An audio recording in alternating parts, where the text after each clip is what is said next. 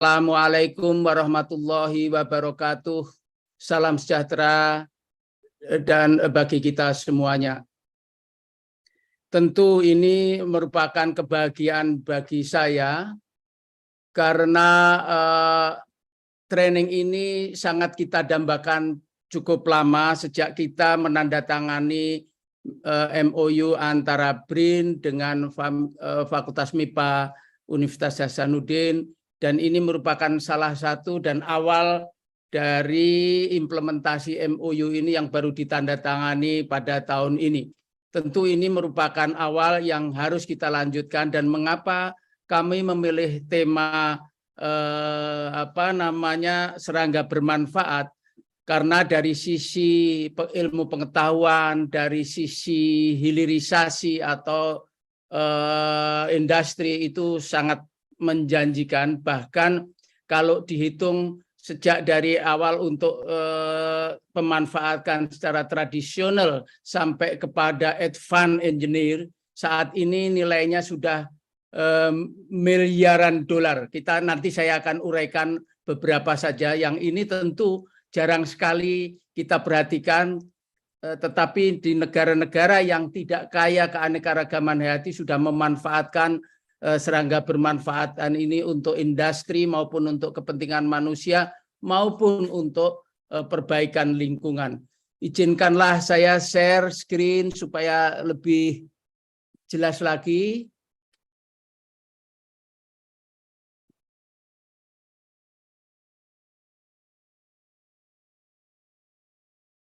Wah.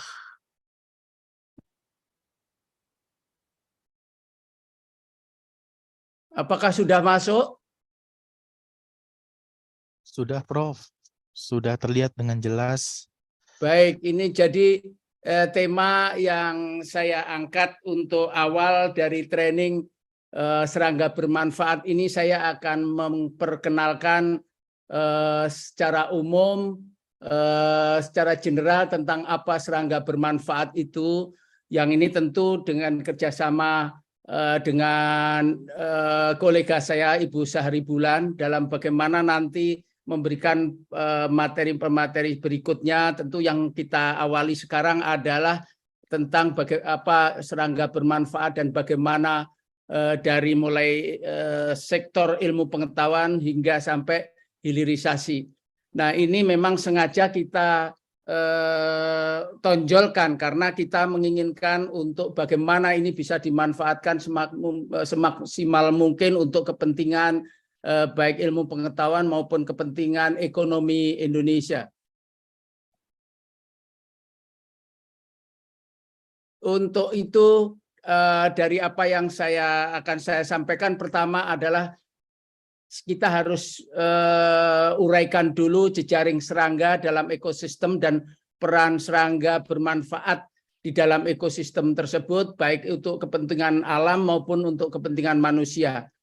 Nah, dalam hal ini saya memfokuskan untuk serangga bermanfaat untuk kepentingan manusia maupun terutama dalam sektor pertanian dan sektor lain.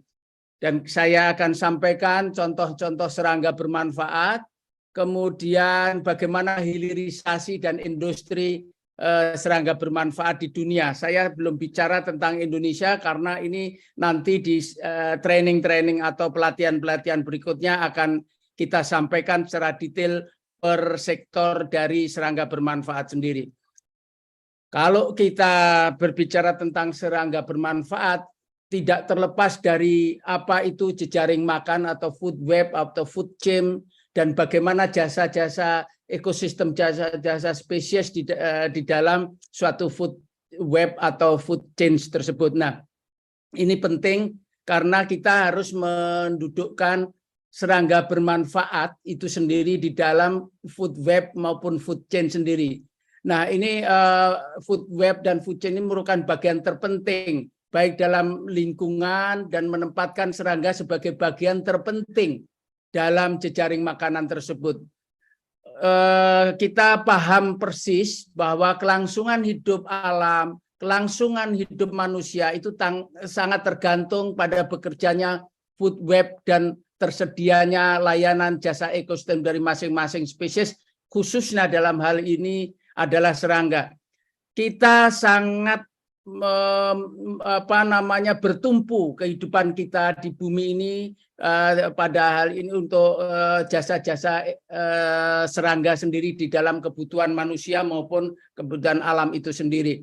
Kalau kita lihat jejaring ini mulai dari tropik 1 produsen adalah tanaman, kemudian di situ ada tropik 2 ada konsumen, tropik 3 konsumen 2, dan topik 4 adalah konsumen puncak. Ini merupakan bagian rangkaian dari mana serangga itu berperan. Serangga berperan di hampir semua tropik 2, tropik 3, dan tropik 4 sendiri. Dalam hal ini mulai dari decomposer di bagian bawah, kemudian parasit predator, kemudian pollinator dan sebagainya, dan kemudian sebagai penyedia makanan tropik 3, konsumen 2. Nah, ini menjadi dasar dari kita memahami serangga bermanfaat di dalam ekosistem itu sendiri. Jadi kita bisa melihat nanti bagaimana pollinator, bagaimana maintenance of production capacity, bagaimana natural pest control itu sendiri, pengendalian hayati, bagaimana habitat provisioning for bird, butterfly, flowering plant, dan sebagainya, itu tidak terlepas dari serangga. Hampir semua tropik itu adalah diduduki oleh serangga dan merupakan kedudukan yang sangat penting di dalam ekosistem itu sendiri. Untuk itu kita perlu memahami kemudian apa kemudian serangga bermanfaat di dalam jejaring ekosistem tadi. Kalau kita melihat definisi dari berbagai sumber bahwa kelompok serangga yang memberikan manfaat yang dibutuhkan oleh manusia dan dibutuhkan oleh lingkungan dalam berbagai cara. Bisa dia berfungsi sebagai penyerbuk, bisa sebagai agen pengendali hayati, bisa sebagai pengurai bahan organik, bisa sebagai bahan baku industri. Kalau yang sekarang yang high technology berkembang dalam tahun 2010 itu adalah yellow technology yang sudah menjanjikan hasilnya akan miliaran dolar. Kemudian sebagai sumber pangan dan pakan, sumber pangan sudah berjalan sejak sebelum peradaban di Cina maupun di Indonesia. Serangga sebagai sumber pangan, sebagai sumber budaya, seni, rekreasi, ekoturisme, dan sebagainya. Jadi banyak sekali yang kita lihat apa serangga bermanfaat itu sendiri. Sehingga kita harus belajar dari sini. Kemudian tetapi di dalam kaitan dengan ini tentu kita selalu mendengar, kalau kita mendengar kata serangga itu seolah-olah itu semuanya adalah negatif. Sebagian besar masyarakat yang belum tahu manfaatnya secara detail serangga bermanfaat selalu mengatakan bahwa serangga itu adalah sebagai hama, serangga itu sebagai vektor penyakit. Ya betul, serangga itu adalah sebagai perusak bangunan. Kita lihat rayap yang merusak bangunan kita. Kemudian serangga itu selalu menjijikkan, ada belatung di mana-mana dan sebagainya.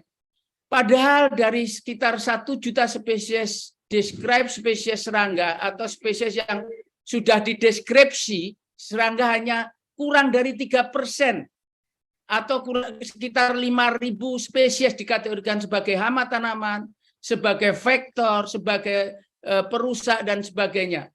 Nah, sisanya bagaimana? Dari 97%. Kemudian apa peranannya?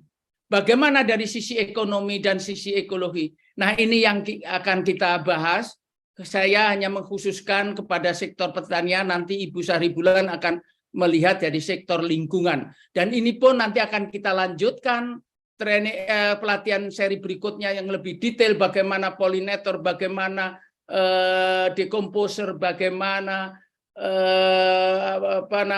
parasit dan predator sebagai pengendalian biologi, dan bagaimana budaya, dan seterusnya. Nah, ini akan menjadi penting, dan ini akan kita berikan materi ini untuk supaya kita semua paham bahwa nilai serangga bermanfaat yang sudah di depan mata kita dan sudah berjalan sekarang ini adalah miliaran dolar. Nah, kalau kita lihat dibandingkan dengan industri-industri lain mungkin kita akan masih lebih unggul untuk bisa dimanfaatkan kepada kepentingan manusia. Kita lihat bahwa peran serangga bermanfaat pada manusia khususnya itu kita melihat ada yang positif tadi sekitar 97%, yang negatif adalah 3% dari sisi ekologi maupun sisi ekonomi. Jasa ekologi serangga bermanfaat tahunan saja di Amerika itu mencapai sekitar 57 miliar US dollar. Saya ulang lagi, jasa ekologi serangga bermanfaat tahunan untuk Amerika sendiri adalah 57 miliar. Ini sudah dihitung oleh kawan-kawan di IPBES waktu itu. Kemudian itu bisa, yang positif itu bisa menjadi sebagai consumer atau decomposer tadi, biology recycling, recycle tanah untuk kesuburan tanah di pertanian dan di kehutanan, sebagai parasit dan predator untuk pengendalian hama hayati itu juga nilainya miliaran rupiah. Kemudian pollinator dan untuk pollinator angiosperm terutama itu juga terbukti luar biasa, nanti kita uraikan. Dan lain-lainnya untuk sebagai sumber pakan, sebagai sumber protein untuk hewan ternak dan sebagainya. Yang negatif itu memang cukup besar untuk umumnya adalah untuk kerusakan sebagai hama, kemudian penyakit, kemudian penyakit ternak dan sebagainya. Nah, ini menunjukkan bahwa komposisi serangga bermanfaat atau serangga berguna atau beneficial insect dengan yang negatif itu sangat besar sekali nilai serangga bermanfaat ini atau beneficial insect ini. Kalau kita melihat volume pasar serangga bermanfaat global untuk tahun 2022,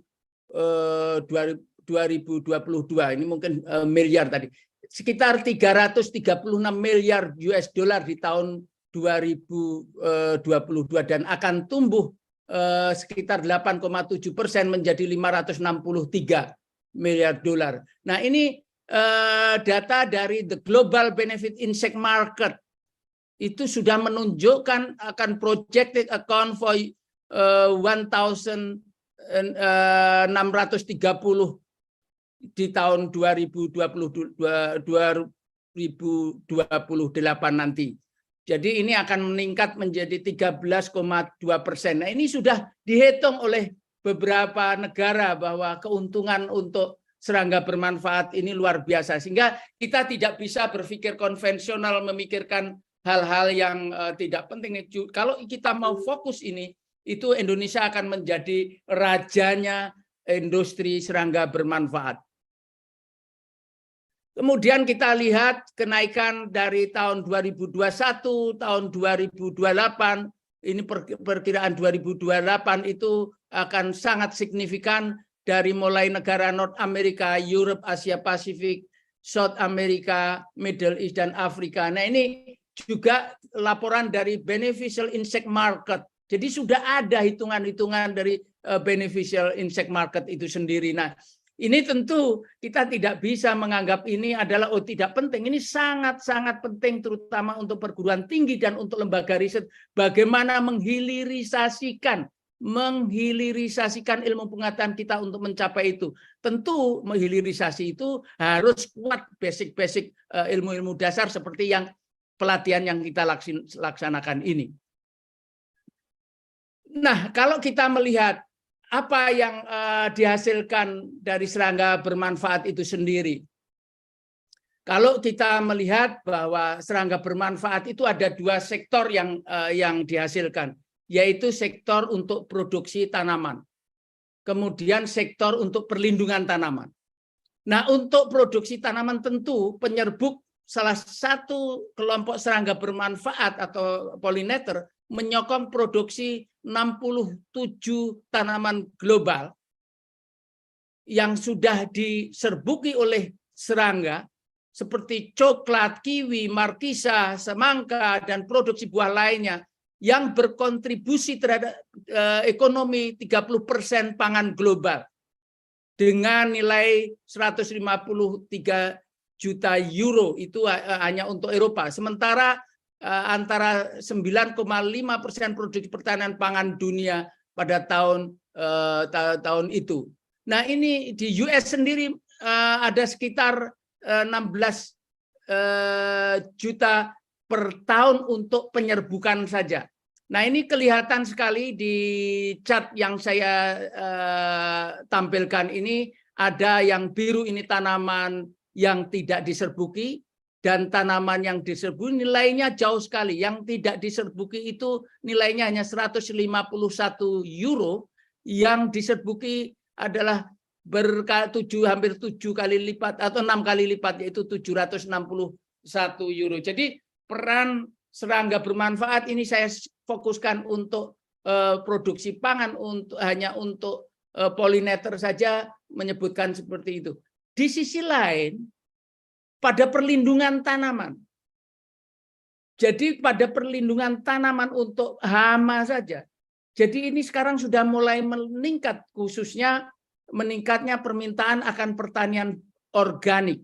Melihat produksi-produksi yang banyak terkontaminasi oleh insektisida, berefek negatif terhadap kesehatan. Sekarang banyak sekali di negara-negara maju beralih kepada bahan-bahan organik. Jadi meningkatnya permintaan akan serangga bermanfaat seperti agen biologi untuk pengendalian hayati, parasit predator itu sudah diindustrialisasikan. Nanti akan saya berikan contoh industri-industri yang sudah dihasilkan oleh industri non-pestisida, yaitu parasitoid dan predator. Yang kedua, meningkatnya kepedulian terhadap lingkungan yang mendorong adopsi serangga bermanfaat untuk kesejahteraan kehidupan manusia. Kemudian yang ketiga adalah meningkatnya permintaan akan agen biokontrol, khususnya hama, untuk mendorong adopsi serangga bermanfaat. Kemudian predator diberikan dan parasit diperkirakan akan mendominasi pasar serangga yang bermanfaat. Nanti saya berikan contoh beberapa yang menghasilkan industri-industri tentang biological control. Jadi itu pendorong serangga bermanfaat, pasar serangga bermanfaat di dunia yang saat ini banyak diminati oleh negara-negara maju. Nah, kita sebagai negara yang kaya sumber daya hayati seperti tadi disinggung oleh Bapak Dr. Bayu Aji, itu menjadi tantangan besar bagi kita. Peneliti itu jangan hanya konvensional untuk memikirkan ilmunya saja, tetapi ilmu bagaimana nanti ilmu dasar ini bisa diimplementasikan kepada peneliti-peneliti lain.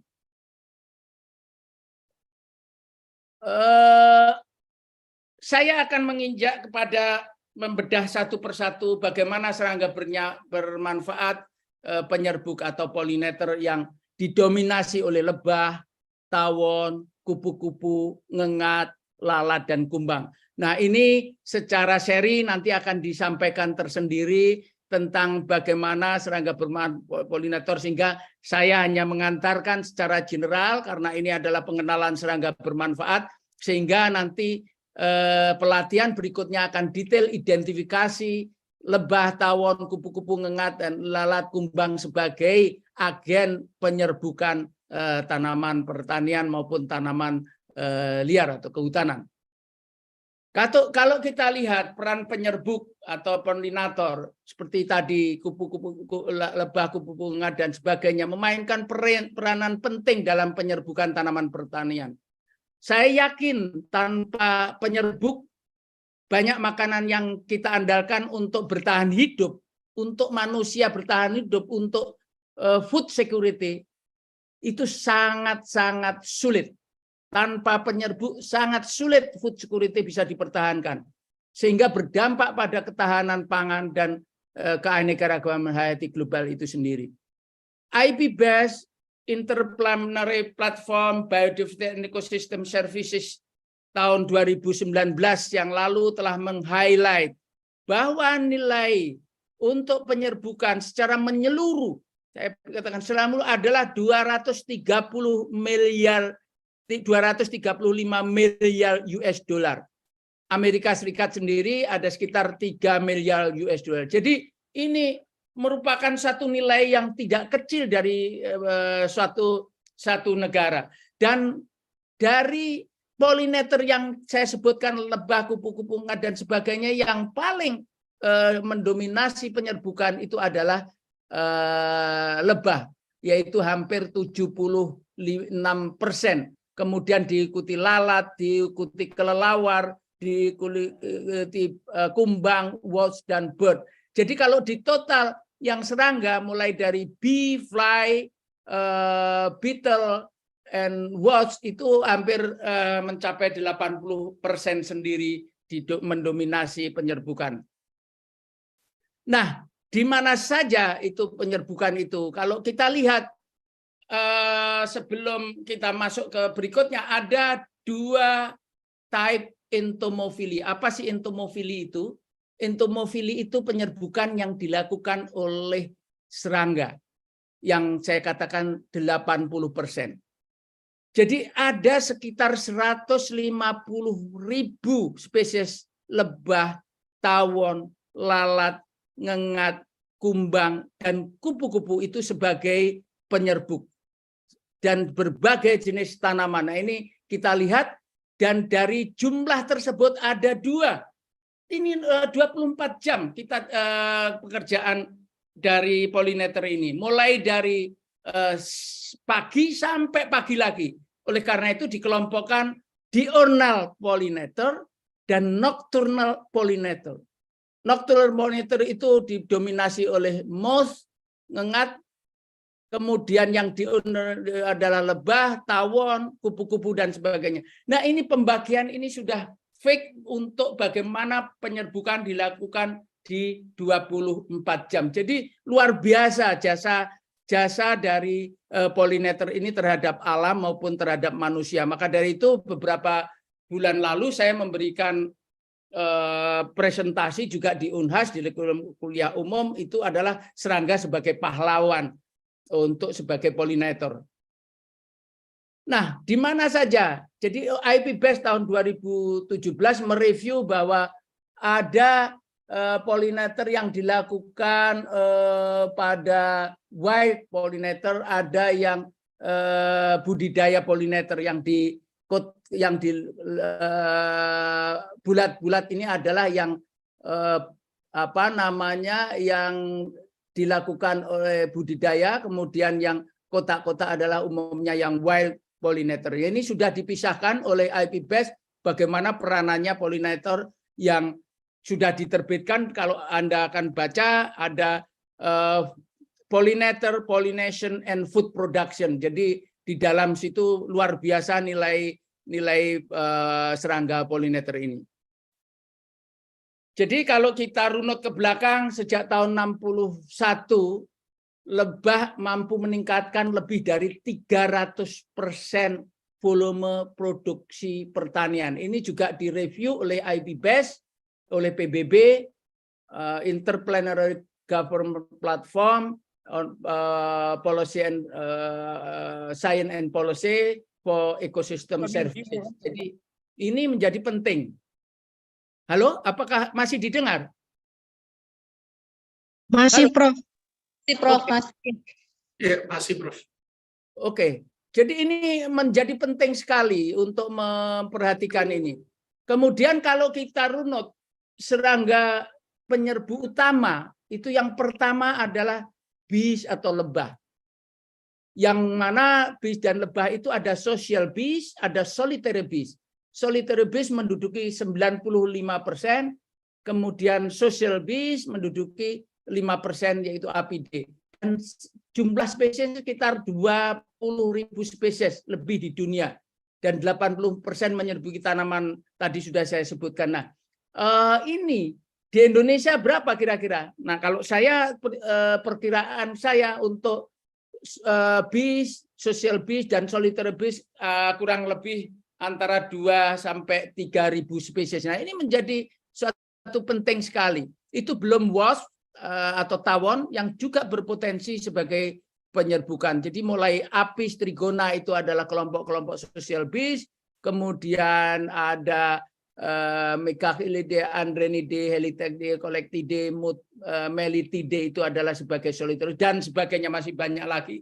Nanti akan dibahas secara khusus tentang pelatihan seri kedua barangkali atau seri ketiga, saya tidak tahu rencana berikutnya untuk bagaimana memahami serangga bermanfaat tentang pollinator ini. Nah, serangga penyerbuk lainnya tentu lalat. Lalat itu terutama yang hoverflies, yaitu Syrpidae, ada sekitar 6.000 spesies atau 2.000 genera, yang di Indonesia saya perkirakan sekitar kurang dari 1.000, antara 800 sampai 1.000 spesies. Lalat ini merupakan penyerbuk penting dalam sistem pertanian dan alam. Hasil pertanian menunjukkan bahwa 72% dari 105 tanaman pertanian, 105 tanaman pertanian dikunjungi oleh Syrpidae. 72% dari 105 tadi. Jadi cukup besar. Terutama Forsythia yang merupakan penyerbuk utama pada bunga coklat.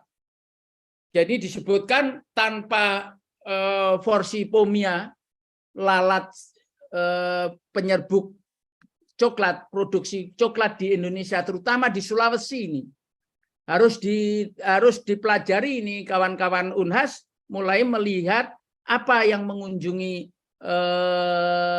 Theobroma cacao ini, karena sentral kakao dunia ini salah satunya adalah di Sulawesi.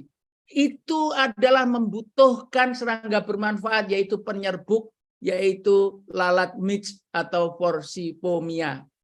Dan spesiesnya masih kita belum tahu persis, tapi yang jelas sudah berfungsi sampai saat ini.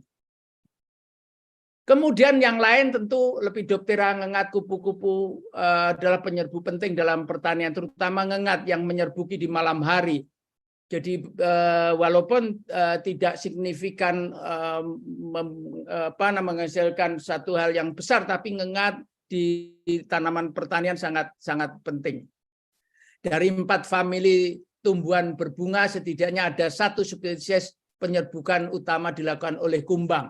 Ini kata Bernard seperti itu. Jadi ini sangat perlu diperhatikan bagaimana ngengat juga berfungsi, Sphingidae, Noctuidae, dan seterusnya. Saya akan melanjutkan berikutnya setelah serangga bermanfaat pollinator, saya akan menginjak ke predator. Mulai dari kumbang lembing, kumbang tanah, Neuroptera, Soapran, Rendra, lalat sirpit, pengusir makutu, apidoles, dan tawon wasp. Ini menjadi predator utama dalam pertanian. Predator, kalau kita lihat definisi dari berbagai sumber, predator adalah binatang yang memakan binatang lain, memangsa, dan biasanya ukuran dari mangsanya lebih kecil dan predatornya lebih besar, dan predator biasanya aktif memburu mangsanya.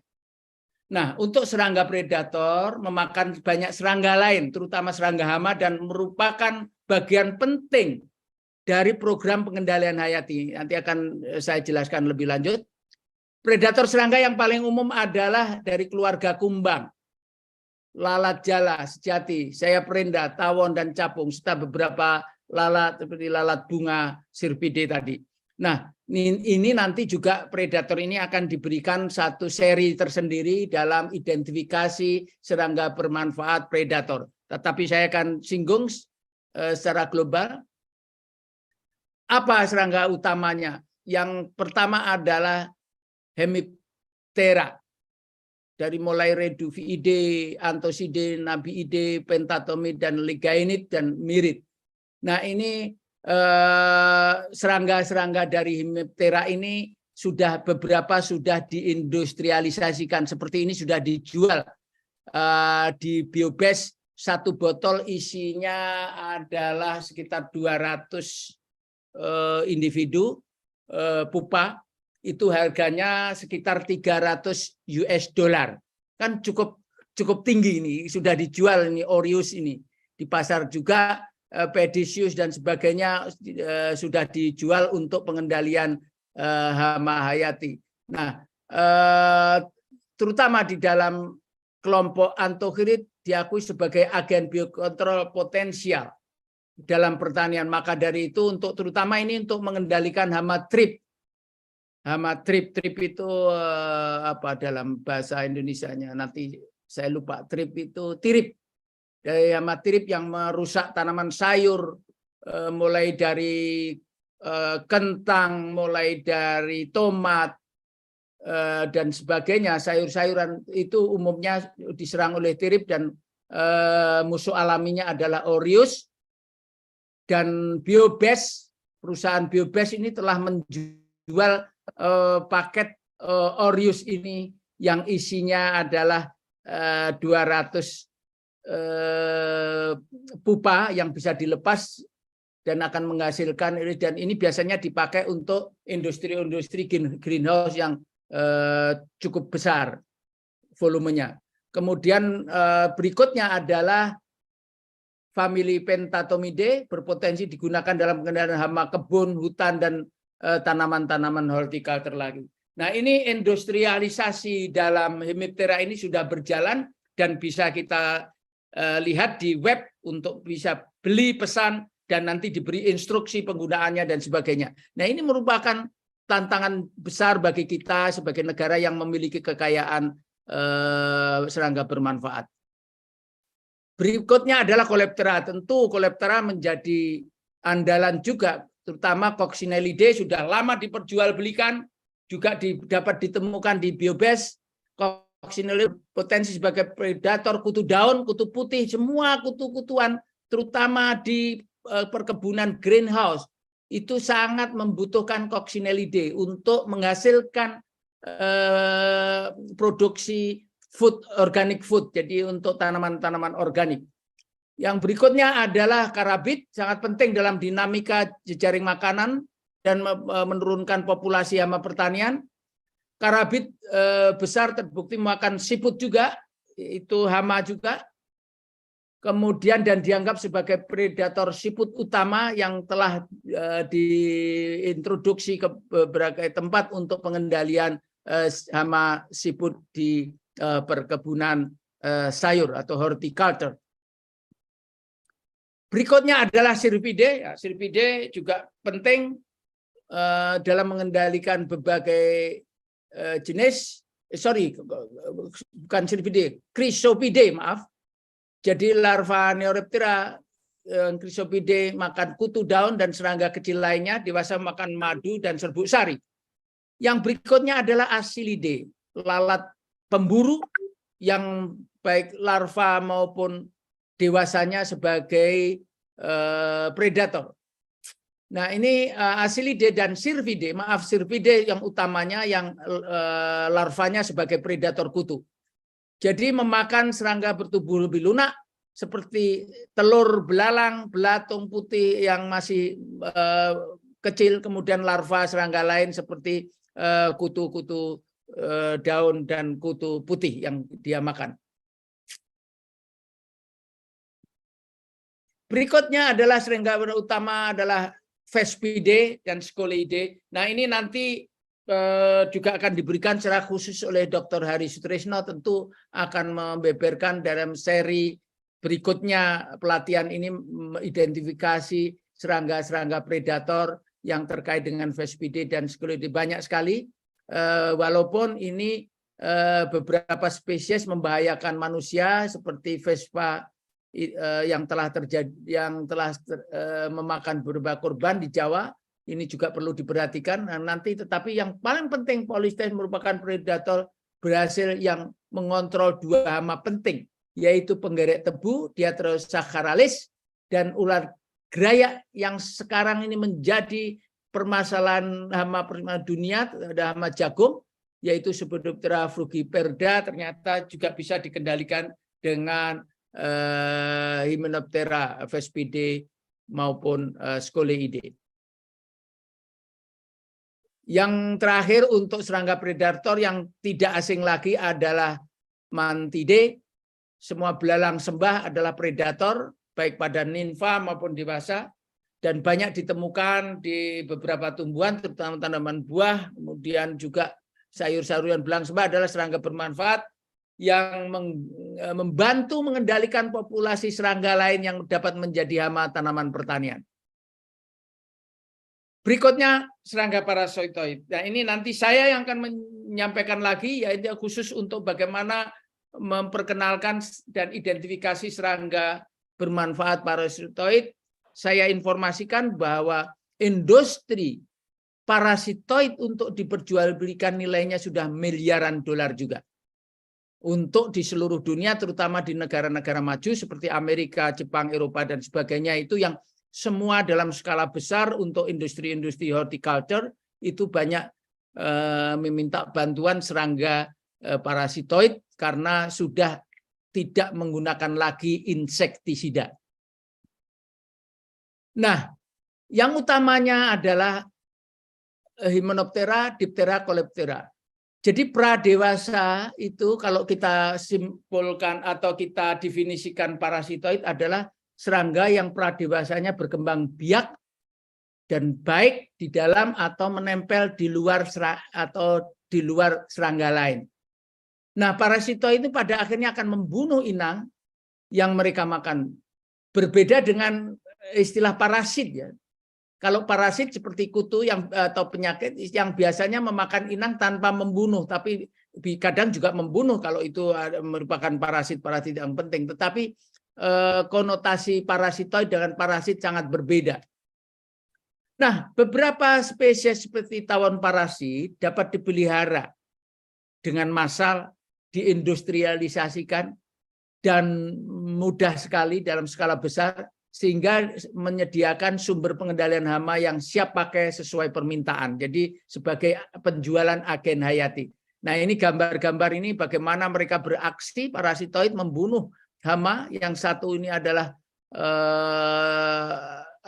ektoparasit, yang satu nanti adalah endoparasit, ini juga endoparasit yang mereka akan beraksi sendiri. Nah, ada beberapa tipe. Ada beberapa tipe. Ada parasitoid telur, ada parasitoid larva, ada parasitoid kepompong, atau parasitoid dewasa. Ini yang paling kiri Trichoderma ada parasitoid telur, Elopus parasit larva, parasit pupa atau kepompong, dan parasit dewasa. Nah, mereka ada dua strategi. Ada kita sebut idiobion strategi atau ektoparasitoid yang inangnya menghentikan setelah diinjeksi telurnya, inangnya berhenti perkembangannya dengan diparalise atau dimumikan hingga tidak bergerak, kemudian baru dimakan.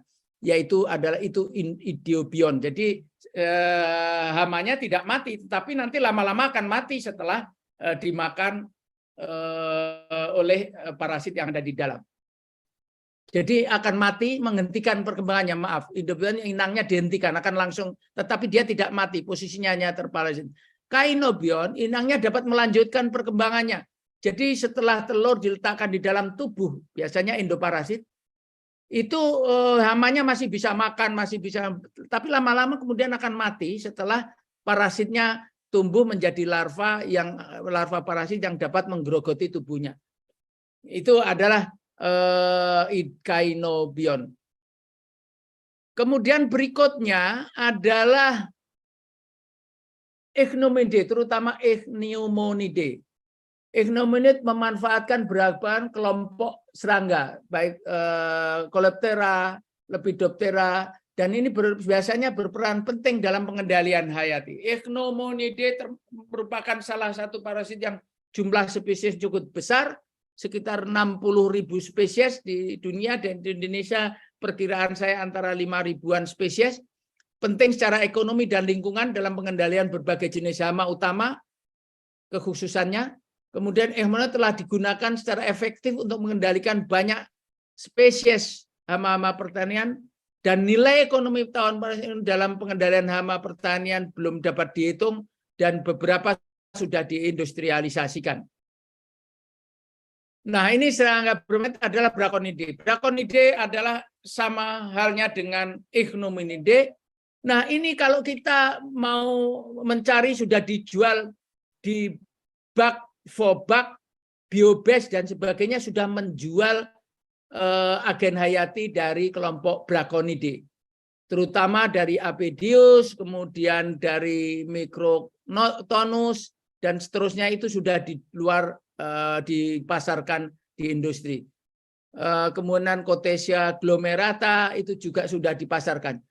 Jadi Braconid ini adalah kelompok serangga yang mengendalikan kutu daun, ulat, dan larva lalat yang menghamai berbagai jenis tanaman pertanian. Jadi untuk mengendalikan kutu daun, lalat buah, kalau kita mempunyai jambu yang sering dimakan lalat, ya inilah parasitoidnya adalah kelompok-kelompok Braconidae. Terutama untuk tanaman-tanaman pertanian penting, Braconid ini adalah seperti jeruk, tebu, jagung, dan sebagainya. Braconid memberikan layanan penting dalam pertanian dan dapat pengendalian secara biologis, dan ini sudah dikomersialisasikan. Seperti saya katakan, ini modelnya botolan-botolan ini juga satu botol ada yang isi 500, itu harganya antara sekitar 200 sampai 300 US dollar juga. Berikutnya adalah Eulovide. Ini juga sudah dikomersialisasikan. Modelnya di botol-botol ini adalah menjual pupa, terutama di Clipus dan Dagnusa itu sudah beredar diekspor ke beberapa negara yang diproduksi dari Australia, dari Jepang, dari Amerika sendiri, dari Eropa. Jadi Eulovide ini merupakan serangga bermanfaat yang sangat penting dalam pengendalian hama pertanian. Bahkan beberapa spesies yang dikomersialkan itu sudah dijual di biobes, kemudian di bag for bag juga begitu. Jadi ini merupakan kelompok famili serangga yang bermanfaat, yang betul-betul menjadikan harapan bagi para pengembangan organic food untuk di dunia, sehingga dia akan betul-betul tidak menggunakan insektisida dan mengandalkan serangga parasit ini. Berikutnya Enchirididae sama dengan Eulovide juga banyak dijual di pasaran. Dari kalau kita bisa beli Anagyrus vladimiri, Encarsia dan sebagainya itu Encarsia punya Avelinidae. Jadi terutama Anagyrus. Jadi Enchirididae adalah juga sebagai parasit pada beberapa jenis Homoptera hama, Coccidae, Diaspidae, dan Pseudococcidae. Jadi kalau kutu-kutu daun dan sebagainya itu pengendaliannya melalui kelompok Enchirididae ini. Nanti juga saya akan jelaskan di dalam seri pelatihan berikutnya identifikasi serangga bermanfaat dari Enchirididae ini. Avelinidae ini juga juaranya, sama dengan Enchirididae, juga dia sebagai hama kutu daun, tapi juga bisa sebagai parasit telur Lepidoptera orthoptera. Jadi sebagai parasit hama-hama penting untuk pertanian dan perkebunan sayur. Jadi merupakan kelompok serangga yang sudah banyak dipasarkan di Hamrod, Biobes, Plant Products, Bag for Bag, Apelenus, Encarsia, Erythomersus ini sudah dipasarkan di pasar global, yang kita bisa beli juga rata-rata itu satu botol antara 200 sampai 250 pupa yang nanti bisa dilepas untuk di greenhouse maupun untuk penelitian atau uji coba. Berikutnya adalah Schelonidae, juga sudah dipasarkan. Schelonidae itu merupakan famili parasitoid yang berpotensi untuk pengendalian hayati sebagai hama pertanian seperti padi, jagung, kedelai, tebu, dan buah-buahan. Mereka sangat efektif karena memarasit fase telur. Jadi ini semua adalah parasit telur. Sudah bisa dibeli juga Schelonidae dan Trichogrammatidae ini di Bugloxial, ada di Biobes, Bag for Bag. Jadi ini bisa kita hubungi kalau kita memerlukan, baik untuk perkebunan, sayur, buah-buahan maupun untuk penelitian. Yang berikutnya adalah serangga bermanfaat sebagai bahan industri obat-obatan dan kosmetik. Bapak Ibu saudara sekalian, saya agak sedikit untuk melihat bagaimana serangga bermanfaat sebagai bahan industri obat-obatan seperti saya katakan mulai dari obat tradisional maupun advanced teknologi yang sekarang kita sebut yellow bioteknologi. Yellow bioteknologi adalah teknologi untuk obat-obatan yang menggunakan teknologi baru dari bersumber pada serangga, baik untuk obat-obatan maupun kosmetik. Nah, serangga ini digunakan sejak dalam peradaban, dimanfaatkan obat-obat Cina, kosmetik, gincu dan sebagainya itu, bedak dan sebagainya itu dihasilkan dari serangga. Baik itu bisa juga sebagai pangan dan saat ini menjadi produk andalan global. Sudah terbukti sebagai sumber obat-obatan tradisional dan modern karena mengandung immunological, analgesik, antibakterial, diotik, anestetik, antireumatik, bahkan sampai kanser. Ada beberapa publikasi yang telah mereview entomotropi, jadi terapi untuk medicine use of insect, kemudian insect diet and therapy. Jadi sudah ramai dibicarakan di dunia setelah munculnya juga yellow bioteknologi. Dulu zaman LIPI akan menandatangani kontrak dengan Jerman, tetapi ketika itu mentok untuk bahan baku serangga karena royaltinya tidak jelas sehingga kita batalkan kerjasama itu, padahal oleh Pak SBY sudah didorong ini harus segera digunakan bahwa serangga salah satunya serangga untuk bisa sebagai andalan industri obat-obatan negeri ini. Yang berikutnya serangga yang bermanfaat yang jelas adalah apiterapi, yaitu obat alternatif yang menggunakan lebah madu, menggunakan produk lebah madu dari apis, ada dari Trigona spp. Nah, produk-produk tersebut antara lain menghasilkan madu, lilin lebah, royal jelly, serbuk sari, propolis, dan racun lebah. Jadi kalau kita lihat apiterapi ini dapat menggunakan kombinasi produk-produk ini tergantung pada kondisi yang mereka tangani. Misalnya madu untuk mengandung antioksidan dan membantu pencegahan penyakit seperti kanker dan lain-lainnya. Kemudian hasil royal jelly-nya dapat digunakan sebagai sumber utama untuk perawatan mata dan kanker. Propolis, pengobatan ginekologi dan kesuburan pada wanita, dan juga efektif untuk sariawan serta antibakteri, antivirus dan sebagainya. Lilin lebah, mahal sekali sekarang harganya, berguna untuk bahan kosmetik. Jadi kalau Anda melihat industri produk-produk kosmetik terkenal sekarang itu salah satunya adalah sumbernya dari produk lebah, yaitu lilin. Kemudian racun lebah, bifenom, apipuncture atau tusuk jarum tapi bukan jarum tapi dengan sengatan lebah, itu menjadi model yang sekarang digunakan banyak orang untuk menurunkan tekanan darah dan kadar kolesterol. Ini sudah banyak kawan-kawan kita, tapi di Indonesia belum, tapi di luar sudah banyak untuk memanfaatkan ini.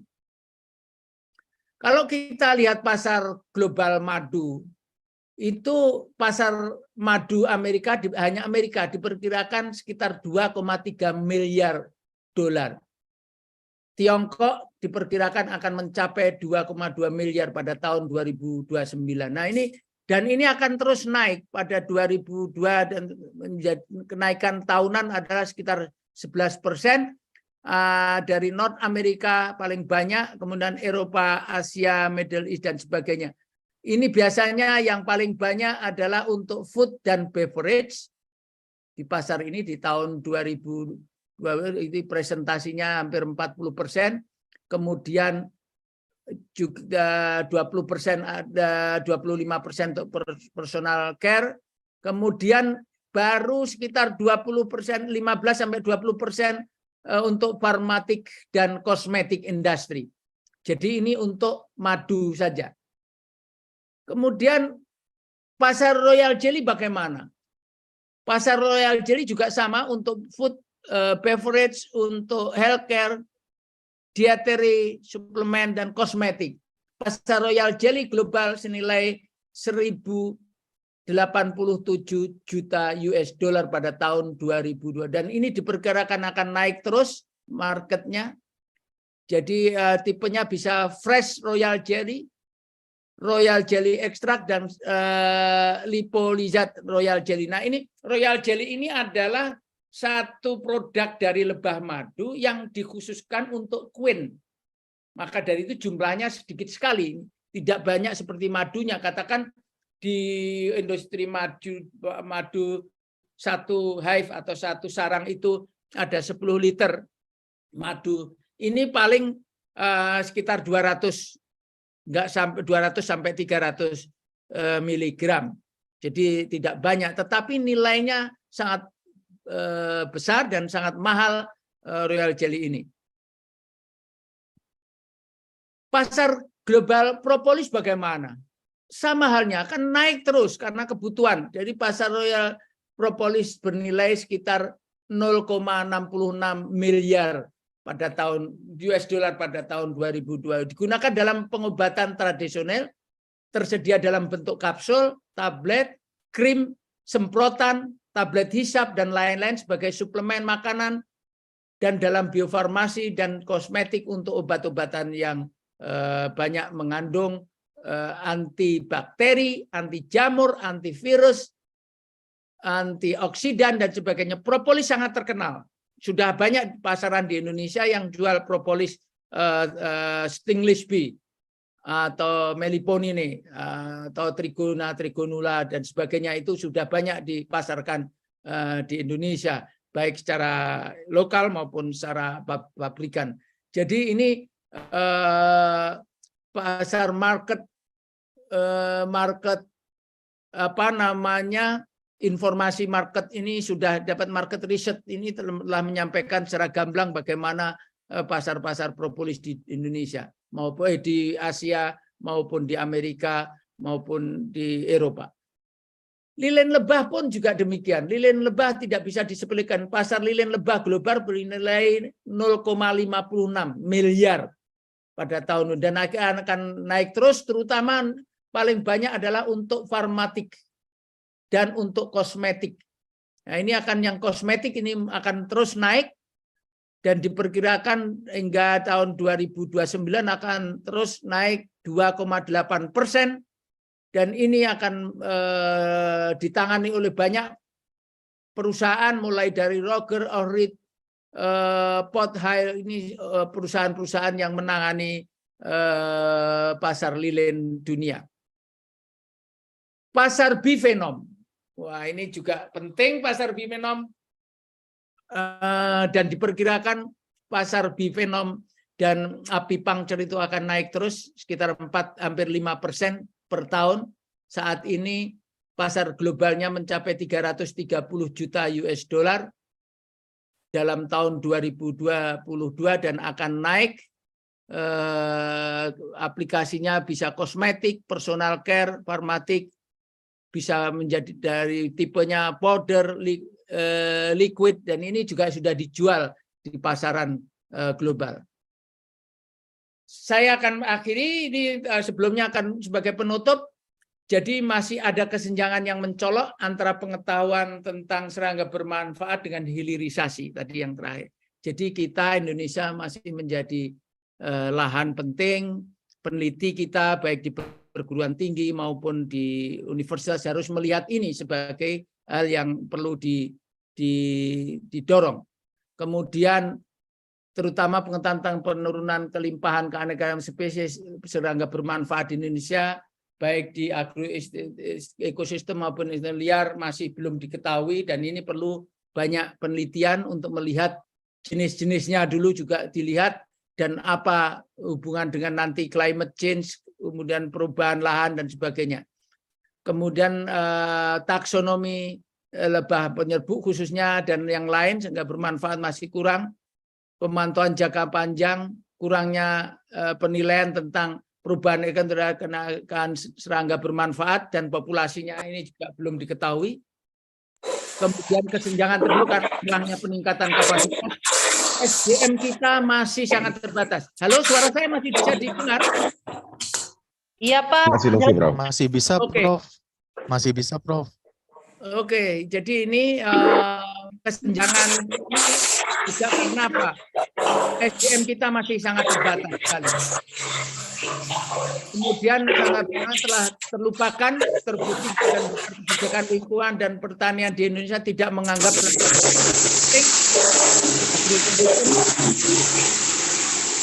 Halo, ada suara ya? Suara Jadi kita harus bisa belajar dari negara lain bagaimana menghargai serangga bermanfaat, melestarikan misalnya penyerbukan dan penerapan pengendalian hayati itu sendiri untuk dari sisi pemanfaatan serangga bermanfaat.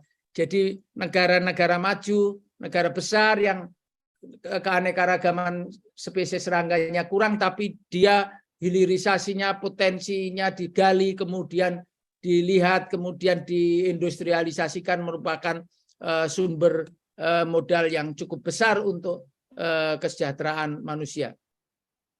Ada kesenjangan signifikan dalam ketersediaan informasi dan pengetahuan serangga bermanfaat ini, sehingga kita tidak banyak tahu serangga bermanfaat ini. Terus terang saya yakin tidak banyak yang tahu, baik di perguruan tinggi maupun di lembaga riset seperti di BRIN pun.